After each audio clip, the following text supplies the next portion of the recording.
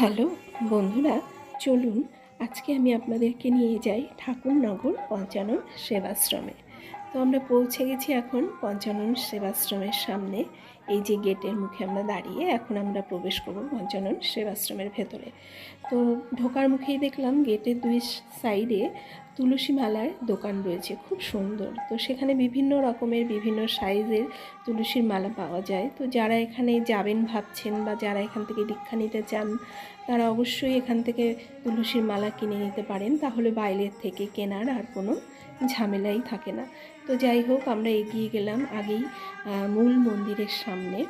তো এটা হচ্ছে মূল মন্দির এখানে। আর যেহেতু আমরা রাস পূর্ণিমার দিন দীক্ষা নিতে গেছিলাম, তো সেদিন সারা দিন ব্যাপী নাম সংকীর্তন হচ্ছিল। আর এই যে মূল মন্দিরটা, তো আমরা এখান থেকে প্রণামটা সেরে আস্তে আস্তে এগিয়ে যাই দীক্ষা নেবার ঘরের দিকে এবং গুরুদেবের সঙ্গে দেখা করে নেওয়ার জন্য।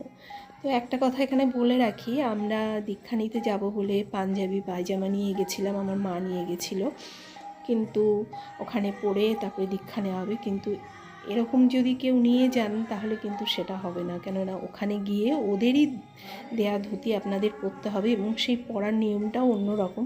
সেই পরার স্টাইলটা আমরা পারবো না, ওরাই পরিয়ে দেয় ওখানকার আশ্রমের লোকেরা। তো যাই হোক, প্রথমেই আমরা দেখা পেয়ে গেলাম আমাদের গুরুদেবের সঙ্গে। আমরা যখন এগোলাম তখন দেখলাম তিনি স্নান করার জন্য প্রস্তুতি নিচ্ছিলেন। তো আমরা আগে ওনাকে সামনে পেয়ে প্রণামটা সেরে নিলাম।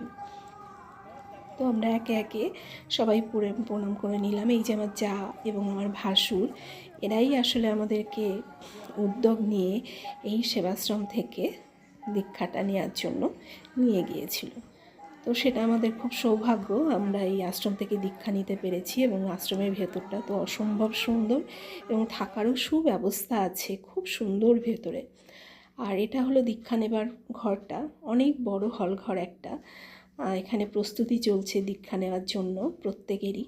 তো এখানে ওরা ধুতিগুলো পরিয়ে দিচ্ছিল আমার হাজব্যান্ড, আমার ভাই এবং আমার ছেলেকে। আর এখানে আমাদের তারপরে তিলক করা হলো দীক্ষা নেবার জন্য।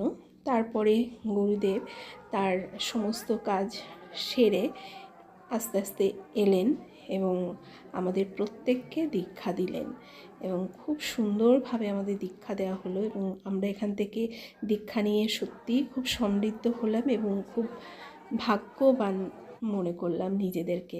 তার মাঝখানে আমি কিছু পোজ দিয়ে নিলাম মায়ের সাথে।